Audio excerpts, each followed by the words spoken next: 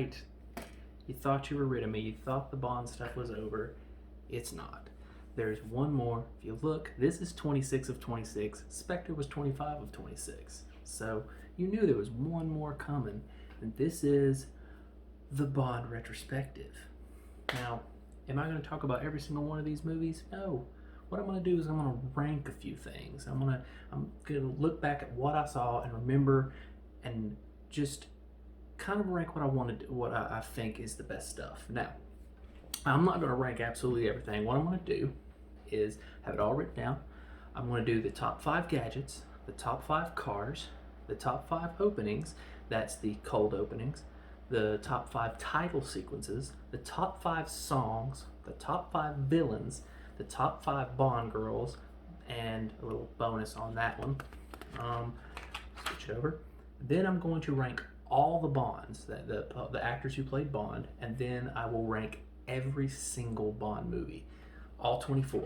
So that's what we're doing in this episode. This is just everyone loves rankings, so this is what I'm doing. Now, I will reiterate before I do each one of these, but since I'm starting with gadgets, I'm gonna start now. These are my opinion. I am not saying this is the definitive ranking of these things. This is just what entertained me and what I liked. Let's start with the gadgets. Number 5 on the gadgets, the glasses with the remote gun. That was from The World Is Not Enough. Takes off the glasses and he just touches them and the gun explodes. It was basically a gun bomb and the glasses were a detonator. I loved it because it was genius. Like, this dude has a pair of glasses. You wouldn't expect glasses to be a detonator. I loved it. Number 4, also from The World Is Not Enough, the X-ray glasses. I mean, it creates great moments for Bond. He has glasses where he can see through people's clothes so he can like check out the chicks, but he can also see who's carrying a gun and what they're packing. I think that's quite brilliant. I liked it. Number 3 is the watch gun from Moonraker. This thing was attached to Bond's arm. He could shoot darts with it. Yeah, it was a little bulky. It was a little crazy, but I thought it was very cool, and it was dynamic. So it was something that you could have, something I thought was more realistic. Number 2, from Live and Let Die, the Magnet Watch. I thought the Magnet Watch was cool. It created some cool moments. He was able to undress a girl with it. He can bring guns to himself. He brought the trigger to himself, the bomb trigger. Thought that was cool. It was a really cool little gadget. Number 1 to me was Little Nelly. It's a foldable helicopter. Like, it's a portable helicopter. How do you get cooler than that? This thing had missiles and stuff. I love this thing. This is great. This is from You Only Live Twice. I actually really enjoyed Nelly. This is really neat. I will be answering a question because I got a few questions while I was doing this. I only really answered one, but now I'm going to answer them. One of the questions I got was, since you don't like gadgets, which I really don't, what are some of the gadgets you would like to see in Bond? The only thing I could really think of was something that could make Bond invisible. Like, he had an invisible car, that's cool. And having Bond go invisible, it would create a cool moment for an assassination or him sneaking in and like checking out chicks or something. You could create something. Speaking of cars, that's the next top 5. The top 5 cars. This is my opinion. These are not the definitive rankings. It's just what I like when I saw these things. Number 5 for me was the Aston Martin DB10 from Spectre. This was a 2015 Aston Martin, and while most of the weapons didn't work because it was a prototype, this thing looked slick. It had no noise when it drove. It was so cool looking. It did have the flamethrower in the back, and also the only time that it had an ejector seat for the driver's side, and that's cool. Number 4 is the Lotus Spirit S1 1976 from The Spy Who Loved Me. Why? Because this thing could go underwater. This thing was a Lotus that turned into a Botus. I liked this thing. This was really freaking neat. I mean, it didn't have all the bells and whistles. It had guns and torpedoes. That was cool. It's awesome. The next one is the BMW 750. It's a 1997 BMW from Tomorrow Never Dies, because this thing was remote controlled. He was driving the thing from the back seat, just driving it with his phone. And it also looked sweet. I mean, it didn't look as cool as the previous BMW, but this thing was pretty freaking awesome. All right, number 2, the Aston Martin Vanquish 02 from Die Another Day. This one is going to get a little bit of hate because a lot of people hated this freaking car because it went invincible. Like, oh man, this thing's or invisible. Like, oh man, this thing's invisible. How cool? How dumb is that? And I'm like, I think that's pretty freaking awesome. The Aston Martin Vanish. I love this car. It was so cool. And number 1 is the Aston Martin DB5 in 1964. Not from any particular movie. This thing was used in like 9 Bond movies, and that's why it's number 1, because it's so freaking iconic. I love this car. Awesome. The Aston Martin DB5 has to be number 1. The question for this one was, if I could pick one, what car would I choose for Bond to drive? Honestly, I'd go for a Tesla. I mean, the thing's already got a computer in it. So it was like, why not go ahead and use a Tesla and make it into a Bond Tesla? I don't see the problem with that. So I dig it. I would use a Tesla. I mean, hate on me if you want. All right, the next top 5 are the cold opens. The cold opens are the thing that opens the movie, sets the stage. It's usually before the title sequence, and this is what this is. So the cold openings, once again, this is not definitive. These are my opinion, what I thought was cool. I'm going to do this before every ranking because I know someone is out there being like, "Oh, how could he put that before that? That's so stupid." I know someone's doing that, but that's okay. Number 5 is the Thunderball opening, just because of the jetpack. The jetpack was awesome. Like, it was something that hadn't been seen. This was like in the 70s, man. No one had seen a jetpack in a movie, so this is wicked awesome. Number 4 was The World Is Not Enough. Super action-packed, and he had the boat that had no top on it, but it could go underwater, and he fixes his tie while he's underwater, and I'm like, this is Bond. The World Is Not Enough is Bond. Love it. Number 3 for me is For Your Eyes Only. This is where Bond kills Blofeld. This was basically the director's middle finger to Kevin McCrory, or whatever his name is, that kept holding on to the name.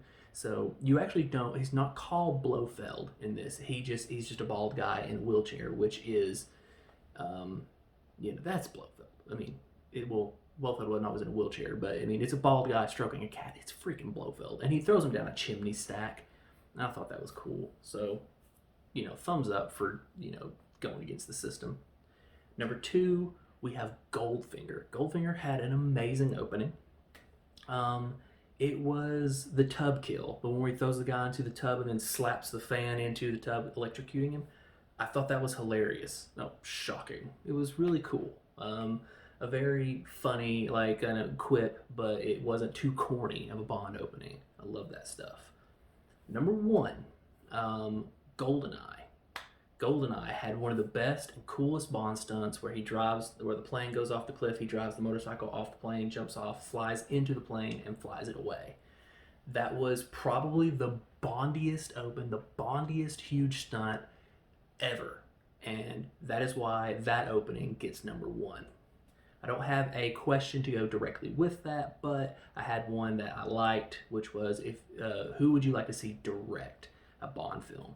There's a bunch I could go with.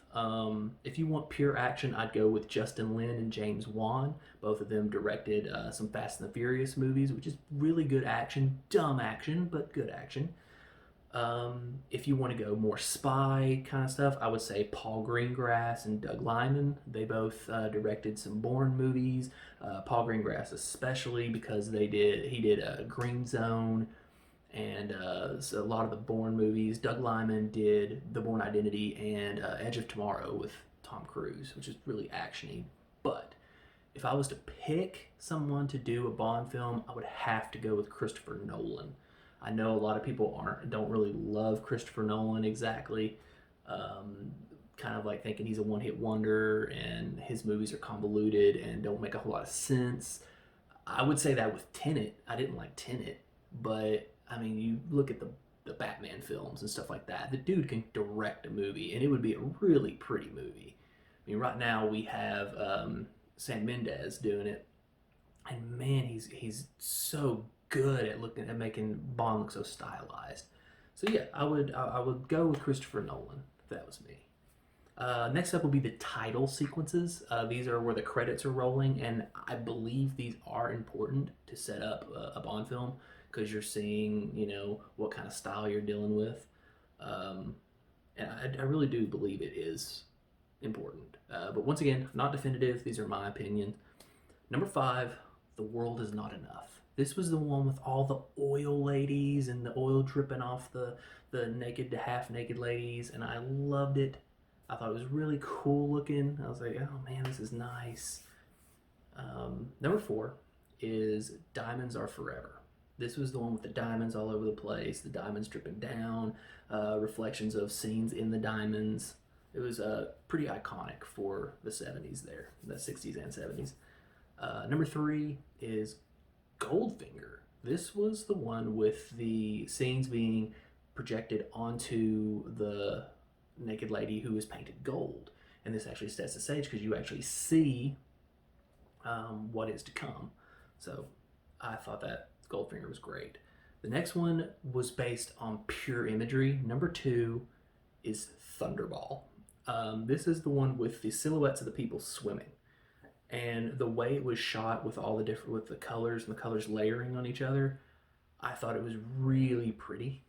And it does help, the song does help go like with it, the Thunderball song. So it was just a really pretty one.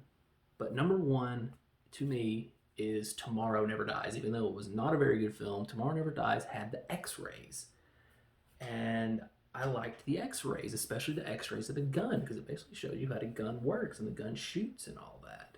So yeah, I dug that quite a bit. So yeah, there's your top 5 titles. There is a question to go along with this, and it was one that just made me laugh. Do I have any Bond tattoos, and do I plan on getting any? I do not have any Bond tattoos. No, none at all. And no, I never plan on getting a Bond tattoo. That's just not something that I could see on my body. What would I get? A gun? A 007 symbol? The Spectre sign? Like, what could I get? And so that's like, I can't think of anything that I would want on my body permanently from Bond. Sorry.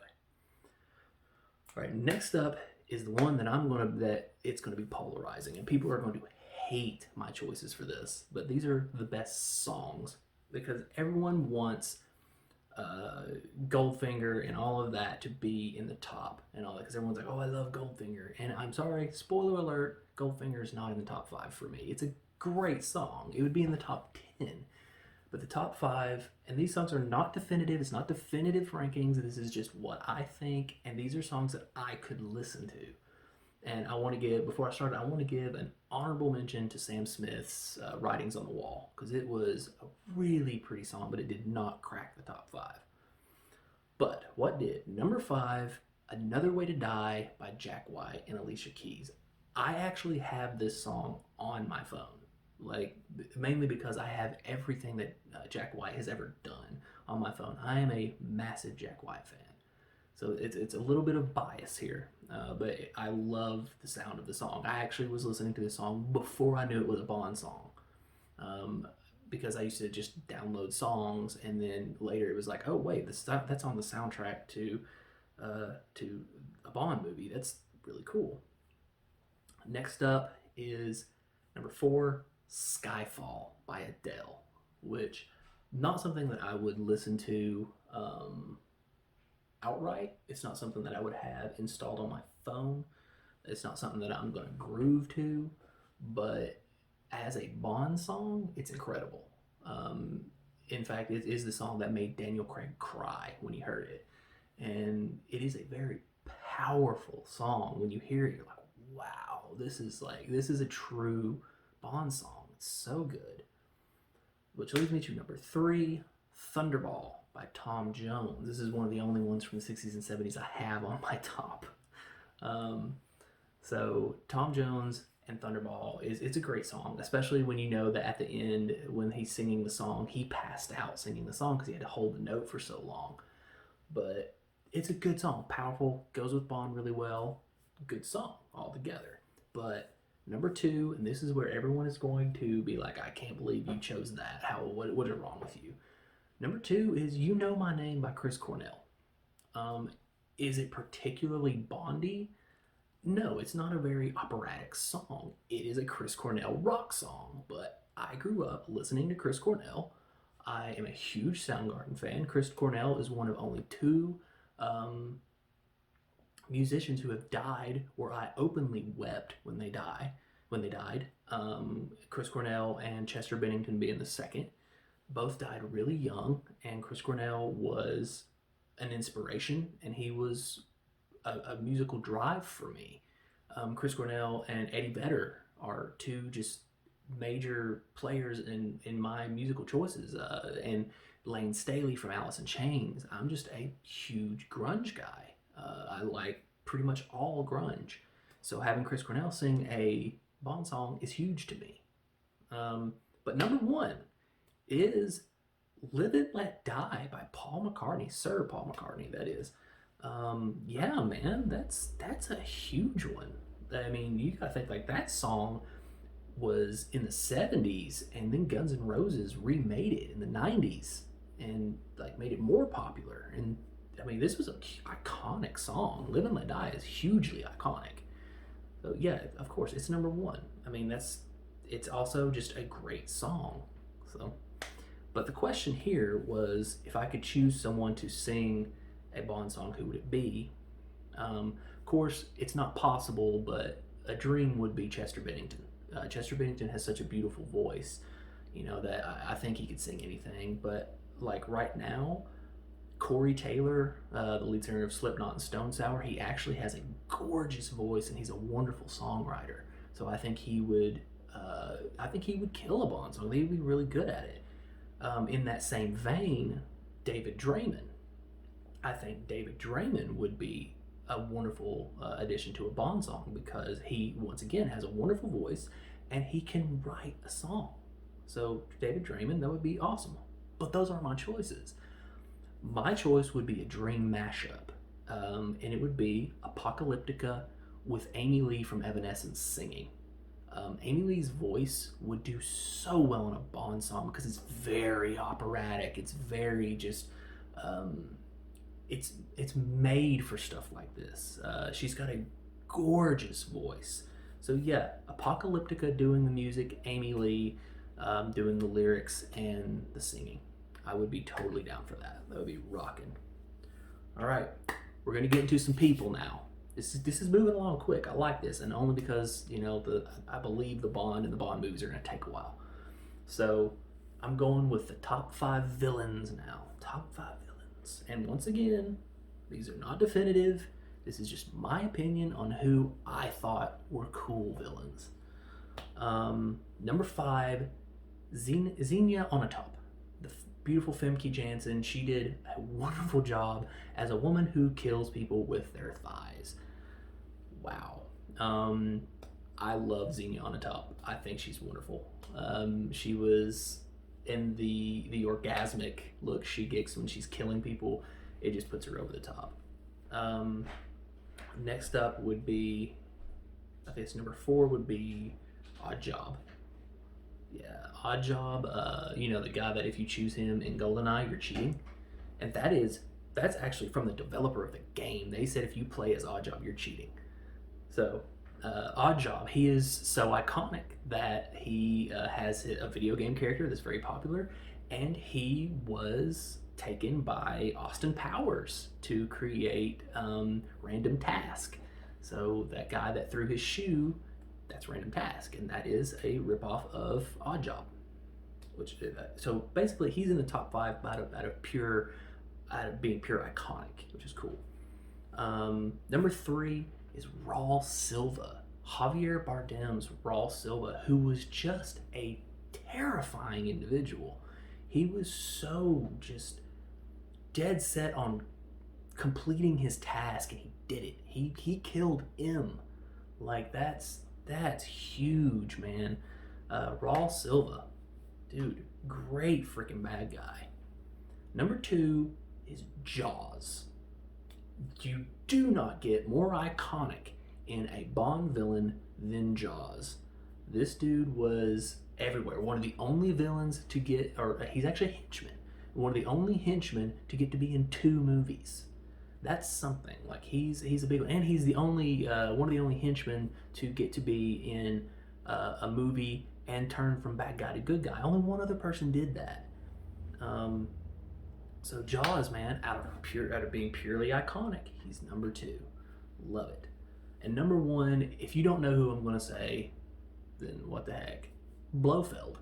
Both of them. I'm talking about the Blofeld from the 60s and the Blofeld from the Daniel Craigs. Blofeld from the 60s because he was the one that was behind everything for a few movies before the lawsuit. And he did kill Tracy Bond. He killed Bond's wife. So yeah, huge enemy. And then you have the one with Daniel Craig, who was the author of all his pain. He helped kill M. He helped kill Vesper. He did everything. Like both of them, terrifying individuals. I think that Christoph Waltz plays a more terrifying Blofeld than Donald Pleasance and the others because he was just a dark character. Whereas the Blofeld in the 70s was more of just a villain, you know? But Blofeld, number 1. Question that goes along with this is who would I like to see play a villain?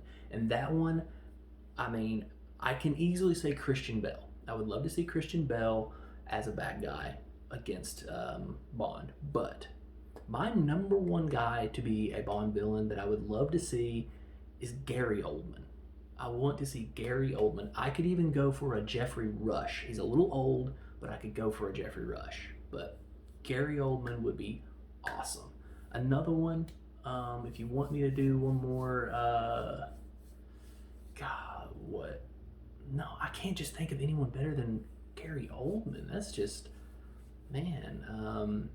Sam Rockwell. Sam Rockwell might kill it. He would make a really good slimy tech villain, you know, and he wouldn't be like a tough guy villain like Christian Bale would be, but Gary Oldman would be the guy that could outsmart Bond. I would love to see Gary Oldman, and Sam Rockwell would be cool.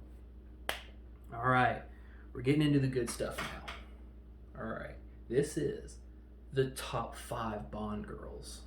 Yes, top 5 Bond girls. This is the Bond ladies, and you will see in this you will see what kind of Bond girl I like. Number 5 is Mayday. Is she a typical Bond girl? No, she's not a sex plot, but she did have sex with Bond.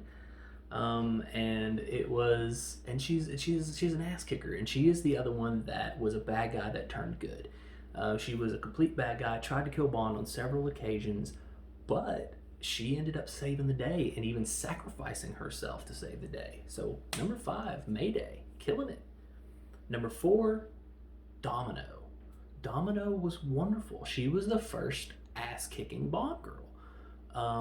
There wasn't really a Bond girl that could handle herself before Domino, and now Domino's here. I mean, I guess you could Honey Rider, maybe the very first Bond girl in Honey Rider, but no, she really couldn't handle herself well when it came down to it. She would always run.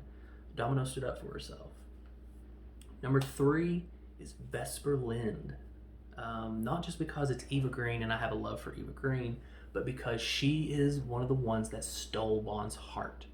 There was a real love there between Vesper and James, and to the point where he actually quit MI6 to be with her before her untimely death. Yes, she did betray him, and that is why she is number 3 and not number 1. So, Vesper Lynd, man, love it.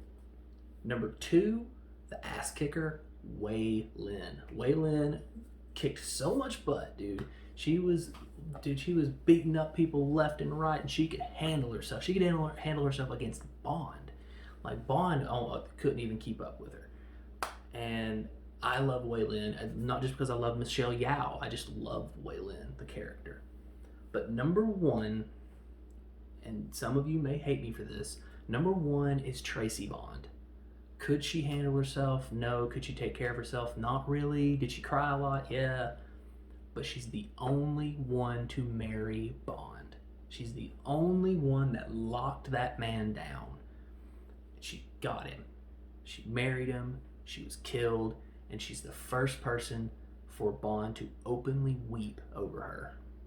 And that shows power. So Tracy Bond's number one. She's so great. I love it. The question to go with this would be, who would I love to see as a Bond girl? I mean, I could go with a Charlize Theron because she's so cool and tough. She's getting on in age, but that's okay. She's still pretty, still hot. You know, and she doesn't even need to be. Like, these women don't need to be hot, man. They can just be ass kickers. I would like to see a Jane Levy or Amanda Seyfried because they would be smart Bond girls. But I think the girl that I would love to see be Bond most of all is Samara Weaving. Samara Weaving from Ready or Not. She plays tough really well. And she also plays smart really well because Samara Weaving is smart. But yeah, I would love to see a Samara Weaving Bond girl. There's a little bonus on this little top 5 here. And since she's not technically a Bond girl, I couldn't rank her. But I can't let this go without ranking the Moneypennys.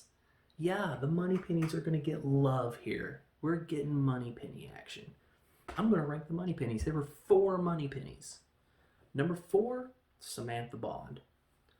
She was the one that was with Pierce Brosnan, and there wasn't really the flirtatious stuff going on. There wasn't a whole lot of chemistry. So yeah, she's down on the bottom, but I still like Samantha Bond because she's the only one who actually had a sex scene with Bond. She didn't really have the true sex scene as it was in virtual reality, but she's cool. Number 3, Carolyn Bliss. She was the one that was with Timothy Dalton. Timothy Dalton was she was pretty much the only good thing about the Timothy Dalton movies because she played the chemistry and the flirtation and the obsession with Bond really well. So she did really good. I liked Carolyn Bliss. Next up, number 2 is Naomi Harris. Naomi Harris, damn near a Bond girl because I still think they had sex. I still think they did. Skyfall, I'm pretty sure. But she's an ass kicker. It's just that's why she's not pure Moneypenny. Moneypenny is the receptionist that flirtatious with Bond. The chemistry's there and everything. And Naomi Harris was an agent, so she kind of loses some steps there, which leads me to number 1, Lois Maxwell. She was Moneypenny. Her chemistry with Sean Connery was so wonderful that it created true highlights of these movies. Like, seeing them play off of one another is just amazing. And I would love for someone to make just a Moneypenny compilation of just Lois Maxwell. She's so cool. So, but this is, once again, these aren't definitive. This is just my opinion. And the question for this one, and I got this one really early and I wanted to answer it, but I couldn't. It was, why are you so obsessed with Moneypenny? It's because she's the grounded Bond girl. She is the one who basically puts up with Bond on a daily basis and doesn't really fall for his charms. Yes, she's in love with him, as seen in on Her Majesty's Secret Service, when you see her weeping when Bond is getting married because she knows that he's not on the market anymore. So yeah, she's the one that is a grounded Bond girl, and she's not meant to be just a sexy sex pot, you know? She's there to be smart. She's there to help Bond. She's there to be just that constant that Bond has. I mean, later she's kind of replaced by M, but M does pass away and it leads to Moneypenny coming in. But still, it's just, she is the grounded Bond. So yeah, I'm obsessed with Moneypenny. That's the way it is. All right, we're in the meat and potatoes now. Here we are. Let's switch this notebook over because I had to write an all new page for this. The meat and potatoes. Here it is. We're going to rank the Bonds and we're going to rank the Bond movies. So first, the Bonds. Here we are, baby. All right, I'm gonna lose so many of you on this. Some of you are gonna hate me so much for some of these rankings. But once again, these are not definitive rankings. These are my opinion, who entertained me more and who I just prefer to watch. So here we go. Number 6, Timothy Dalton. Sorry, Timothy, you just did not have it. There are certain things you look for in a Bond. You look for the charisma. You look for the not the over-the-top humor, but the humor. You look for believability. You look for charm. You look for a lot, and acting skills. And Timothy Dalton did not have the charisma. He didn't have the charm. He didn't have the smoothness. He was just a guy who could kick some butt. So Timothy Dalton is last place here. Is he a horrible Bond? Absolutely not. He's a decent Bond. He's believable. He's believable. That's for dang sure. Like, I believe he'd kick someone's butt. All right. So leads to the point where some of you are going to turn this off. Some of you are going to roll your eyes and want to punch me in the face, but here it is. And number 5, I'm sorry, Charcy, Roger Moore. Roger Moore is number 5 on my list. He's just, I mean, I can see where people find him entertaining, all of that, but he is so cheesy. Like, it's just, I'm watching one of his movies and I can actually smell the cheese through the TV, man. It's so, and it's just, that's just not entertaining to me. And he is missing a key ingredient to being a Bond, and that is believability. I do not believe for 1 second that Roger Moore could beat up somebody. I don't believe for 1 second that Roger Moore could be a spy. Like, he's a cheesy old man, and he doesn't do it for me. I'm sorry. He's better than Dalton, and he had some good movies, but it's just like, dude, come on, man. I can go ahead and spoiler alert for you. None of his movies cracked my top 10. None of them. Just, oh well. Which leads me to another thing that y'all are going to want to punch me in the face for. Number 4 is George Lazenby. Yes, George Lazenby ranked over Roger Moore for me. What George Lazenby lacked was the acting ability. He was not a good actor. Just, wow. But he is the only Bond that showed emotion. He's the only Bond that makes you cry. His wife dies, and that's sad. So, and he actually plays it off really well. It's the only time that George Lazenby ever shows any amount of acting skill is when Tracy Bond dies. But number 3 is Daniel Craig. Great Bond movies. His movies are easily, like, a lot of them are in the top 10, actually. All but one of them is in the top. All but one of them isn't in the top 10. All but 3 of the 4 are in the top 10 is what I'm trying to say. Yeah. But he did lack the charm. He was gruff and a hard ass. So he lacked the charm and the subtlety of some of the other Bonds. The next 2 on the list are perfect.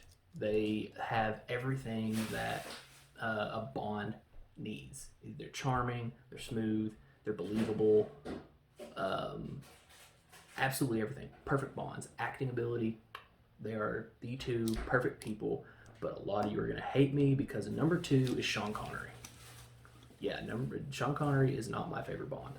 And there's a reason for it. I'll get to it whenever I mention number 1. But Sean Connery was perfect in every way. He was just charismatic, funny, definitely believable. Like, I believe that Sean Connery could take out a group of like 5 guys. He's a tough guy. Sean Connery was the man. Rest in peace, I guess. But and then number 1 is Pierce Brosnan. To me, he is the perfect Bond. And it's really he is just as perfect as Sean Connery. He just has one thing over Sean. Sean Connery, at the end of his run, in the last 2 or I wouldn't say 2 of his movies, you can tell he does not give a crap about these movies. He is doing it for the paycheck. He is so bored playing Bond. So, yeah, that's the only reason Pierce Brosnan has anything over Sean Connery is because Pierce had fun the entire time. He had so much fun with this role.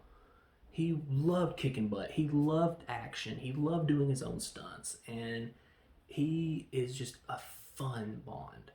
So yeah, to me, Pierce Brosnan is number 1. And I know a lot of you are going to hate me for that, but it is what it is. But the question after this is, who would I like to see Bond? And man, there is a list. But there are only 2 that I really would love to see. But what do I like? You have to go for people who don't really have a name, and for me, that's Richard Madden. If you don't know who Richard Madden is, Richard Madden played the eldest Stark brother in Game of Thrones. He's a ridiculously smooth actor, and I like him a lot. There's a question of African American Bonds. Do you want to see African American Bonds? Blah blah blah blah blah. 3 of the people that I would like to see play James Bond are African American. Number 1, Idris Elba. I would love to see him play Bond. However, he's a little too old now. He's almost 50, and by the time he got off the ground playing Bond, he would be 50. So Idris Elba kind of gets marked off. But there are 2 young guys that I wouldn't mind, and that's Daniel Kaluuya, who was in Get Out. He played the lead in Get Out. Fantastic actor. And I truly believe he could play a smooth Bond. But the guy who would be the smoothest out of those is Michael B. Jordan. Michael B. Jordan would rock Bond. But the thing is, he's American, so it might not work out. But having said all that, there's only 2 people I feel could really pull off Bond right now, and that is Tom Hardy and Henry Cavill. And here's the weird part about that. I've been saying that for a long time, and they're actually the 2 leading candidates to play Bond right now. So Tom Hardy and Henry Cavill, at this moment, Henry Cavill would probably be best for it. He's just so good, and in Man from U.N.C.L.E., he proved that he could be a spy. So there's your answer. But before I get to the next one, because I want to end on this list, so I'm going to go ahead and answer the question that is for this next one, and it's an easy one. Would I want to see a female Bond? Simple answer, no. Would I love to see a female 00 agent, like a 009, 008, something like that? Absolutely. Heck yeah. Give the woman her own movie. Cool. But 007 James Bond is meant to be a man. He is an established character. James Bond is meant to be James Bond. It is not meant to be Jane Bond. And yes, in the open for No Time to Die, 007 is a woman. Like, it is not James Bond. She is just 007. I don't know her name, but she's played by a wonderful actress. But I'm actually okay with her playing 007 as long as she is not Jane Bond. You know, I'm cool with that because James Bond needs to be James Bond.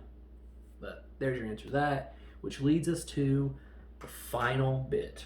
Here it is, the rankings of the Bond movies.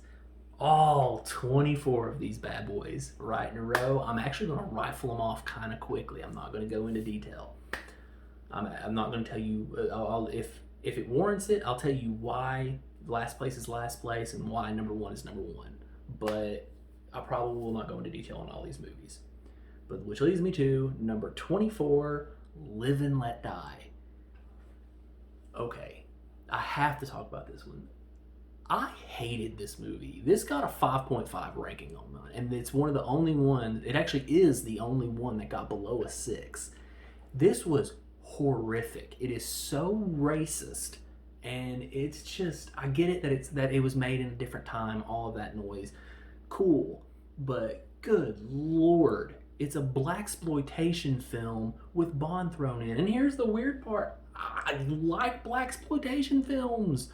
Coffee, Foxy Brown, all them. Oh, dude, I like blaxploitation films, but this was awful. awful. You cannot throw a 60-year-old man into a blaxploitation film and a 6-year-old British smooth guy. It just doesn't work. And then the voodoo was weird, and the ending was stupid. Like when the bad guy, he blows up the bad guy like a balloon and he explodes. Come on, man. This was the lowest of the low. Jeez. Now, if I was ranking Never Say Never Again, it would be right here. It would be above Live and Let Die, but that's it. Because Never Say Never Again, but it is not a canon film. It was Sean Connery. It is not Eon. So number 23 is A View to a Kill. View to a Kill, yeah, this is not great, man. A View to a Kill, and guess who the star of A View to a Kill is?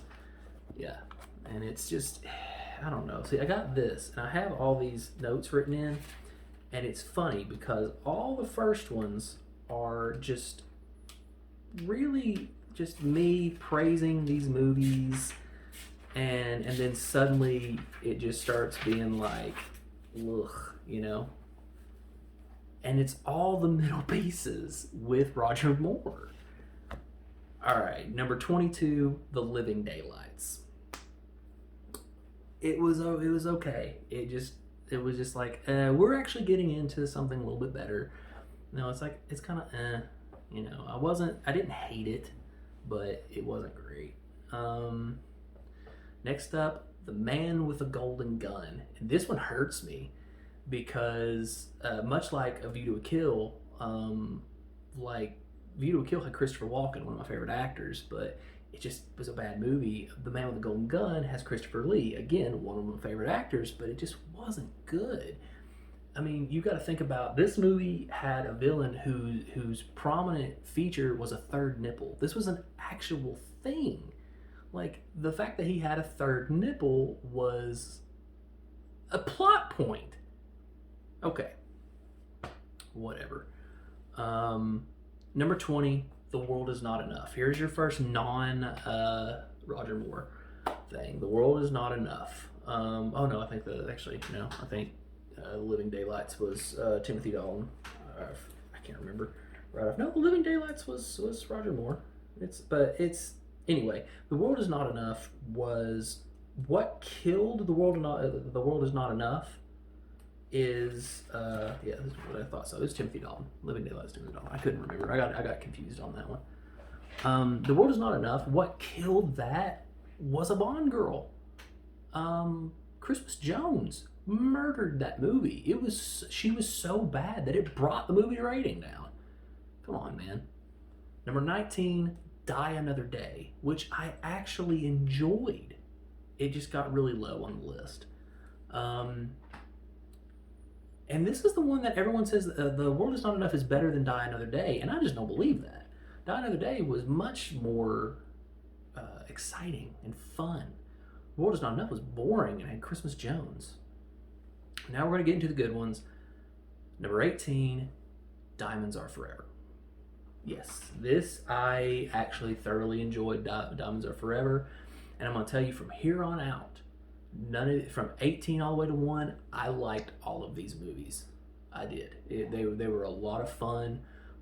They just were either boring or had something about them that I was like, like something cheesy. But next up, number 17, For Your Eyes Only. Ooh, For Your Eyes Only. Look out. Yeah, it's For Your Eyes Only wasn't bad. I think that one was like really boring and just had some it just had a bad guy I didn't like in it. So like sometimes the bad guy really does bring down the movie because the bad guy's got to hold my attention, and sometimes the bad guy is just like, wait, you let that guy beat you? I mean, come on, dude. I'm looking at one more because one of these is that. No, that's not it. Never mind. It's not the one I thought it was. All right. So, number 16, Octopussy. Yeah, this one was actually a lot of fun. it was a lot of fun. I can't sit here and say that this was a piece of crap. It was really good. It was a lot of fun. So I mean, he doesn't always do bad movies. Next up, number 15, License to Kill. Yeah, License to Kill cracked the top 15. That's the highest ranking Timothy Dalton movie. Like, and it was good. I think the reason why it's number 15 though is because it didn't feel like a Bond film. It felt like a Die Hard. So I actually enjoyed License to Kill quite a bit. It was just a good movie. I mean, it wasn't cheesy at all. It was just good. So that brings me to number 14, Quantum of Solace. Quantum of Solace. This is the lowest ranking Daniel Craig film. Yeah, Daniel Craig, all of Daniel Craig's are in the top 15. Quantum of Solace was just so muddy in how much action it had. It had so much action that it was just weird. Like, calm down, man. Bring in some dialogue. So, yeah. Next up, number 13, Moonraker. All right, Moonraker. I liked this one. This is a Jaws movie, so this was the one where Jaws turned good guy. So yeah, of course I liked it. It's the one with where Jaws falls in love as well. He actually, we don't know if he got married or anything, but he fell in love, and I like it. It's very cool. Number 12, Tomorrow Never Dies. Oh, Tomorrow Never Dies. This was a Pierce Brosnan film, and it was a lot of fun, but this was also the second. Now, what happened with the Pierce Brosnan films is they got gradually worse and worse, except for Die Another Day and World Is Not Enough. Were pretty much the same. But Tomorrow Never Dies was, I think the problem with it was that Goldeneye was so good, and then by comparison, Tomorrow Never Dies was just garbage. And it even had Wei Lin in it, and Wei Lin was awesome. If Wei Lin would have been in it more, it may have been a better movie. I don't know. Next up, number 11, and this is the highest ranking Roger Moore film, The Spy Who Loved Me. Yeah, this was my favorite Roger Moore film. I mean, it was really good. They actually calmed down on the cheesiness. There was a lot of gadgets, but it just wasn't as cheesy as the other ones, and that made me happy because I prefer my Roger Moore or my Bond movies to be more serious, and this was a more serious Bond film. So I actually like Spy Who Loved Me. Really good. All right, top 10, y'all. Here we are. Top 10. Number 10, You Only Live Twice. Sean Connery. Sean Connery is doing his thing. This is the one where Bond dies and comes back. It is a hair racist when Bond actually becomes Asian. Yeah, they actually change his face to look Asian, and I'm like, ooh, okay, that's a little weird.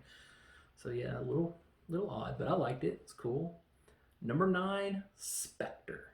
Yes, Spectre, the most recent Bond. I love this film. It's just that it is a little long. And I think the reason why it beat You Only Live Twice is because of the racism of it. But Spectre it's just a great movie, man. I love it. But what beats it? Number 8, the one that started it all, Dr. No. Dr. No, man. This is so good. This is our introduction to James Bond. And this is one thing that Sean Connery did that really no other person pulled off, which was he was James Bond from the beginning. Like, Goldeneye, Pierce Brosnan, he's trying to find his footing as Bond. He has to find his footing as Bond. Roger Moore, it took him a long time. Timothy Dalton, they all had to find their footing as Bond. Timothy Dalton never really found it. But it's like, whenever that you hear the first utterance of the name's Bond, James Bond, you have a reaction. And when Sean Connery says that in the beginning of Dr. No, he says, I'm Bond, James Bond. You say, you damn right you are. You are James Bond. So this was awesome. Dr. No was fantastic. But beating it out was Skyfall. Number 7, Skyfall. Skyfall was another emotional Bond. It's kind of long, but at the same time, it's full of action and great moments in Bond. And just the focus on M and Bond's relationship was wonderful, and the ending is fantastic. Like, I love this movie. So Skyfall easily earns the number 7. Number 6, From Russia with Love. Yes, Quint from Jaws is in this one. Yeah, and it's the train fight with Quint from Jaws. It's a good movie. It had some great. It was actually the introduction of gadgets, and Sean Connery is a wonderful Bond. This is before he has basically given up. Bond is here, so which leads us to number 5, and that is Thunderball. Now, this one is one where Sean Connery has kind of given up on Bond. He's not exactly happy about being Bond anymore. So it's like Thunderball's story and moments, dialogue, everything takes over and really fixes that problem, because you just have an all-together cohesive movie that made a great, great movie. So it made top 5. And number 4, this one, the highest ranking Pierce Brosnan, and I love this movie. From here on out, these movies are really hard to decide what is great and what is. It was hard for me to rank these 4 films. So number 4 is Goldeneye. This was bonkers, man. The action in this was incredible. Arguably the best action of any Bond film. And that includes some of the Daniel Craig stuff. Like, this is incredible. I loved Goldeneye. This almost got, like, in the top 3, but there was one movie that eked it out just because of suspense alone. Number 3 is Casino Royale. This is so suspenseful, and Mads Mikkelsen as the bad guy was just killer. And this is our new reboot of Bond, and it's just so gritty and raw. And what I want Bond to be. I want Bond to be this, to be just raw. And I love it. No gadgets, just all-out spy action. So great. So Casino Royale, gotcha. And now these two flip-flopped 3 times while I was writing this. I was like, no. But I couldn't do it. Number 2, On Her Majesty's Secret Service. This is such a good movie. Not even a good Bond film, just a good freaking movie, man. God, I love this movie. It's the only Bond movie to ever make me cry. Like, at the end when he's holding Tracy and just saying everything's going to be okay, we have all the time in the world, it's just so sad and it rips your heart out. And the action in this movie is so good. George Lazenby, if he was a better actor, this would have been a perfect movie and would have put it over the top easily. All it took was just some better acting from George Lazenby, but he's so wooden in most of the movie. But because of that, number 1, Goldfinger. Goldfinger got it, man. This is the quintessential Bond film. This is pure Bond, pure action. There's gadgets. The women are beautiful. Like I said, the action is wonderful. The bad guy is great. He's a spoiled brat, but he gets the job done. The painting of the gold lady, just everything is just wonderful about Goldfinger, and I love it. So Goldfinger, my favorite Bond film. I'm sure that most of you disagree with this entire list, but there you go. But that's it. I've watched all the Bonds. I have ranked all the Bonds, and we're done. So I had one more question. Are you going to do another series? After this, after the attention I've got, after everything I've seen, after all the views that I get, I don't get a lot of views, but I mean, I get a lot of people commenting saying, damn, that's pretty cool, man.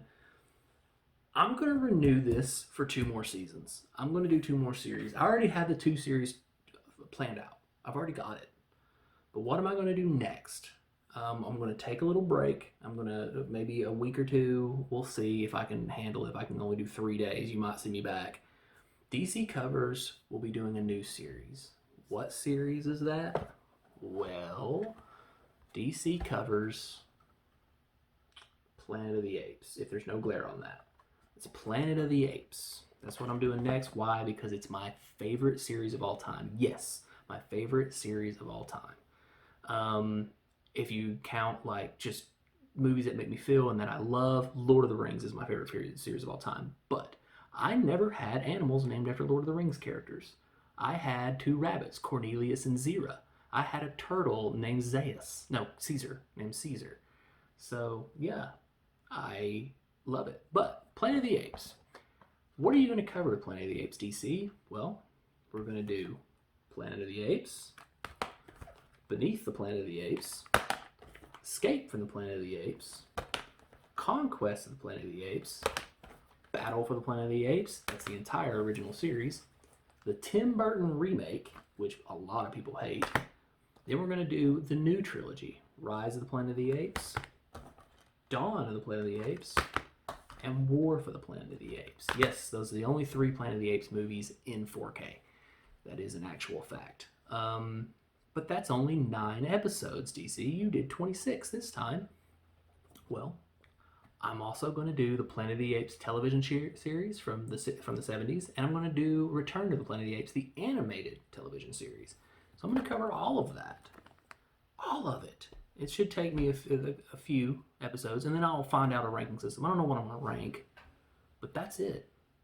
You'll see me again, but I have to say thank you for putting up with this whole thing. I'm sure this video is real nice and short, so thank you so much for watching this.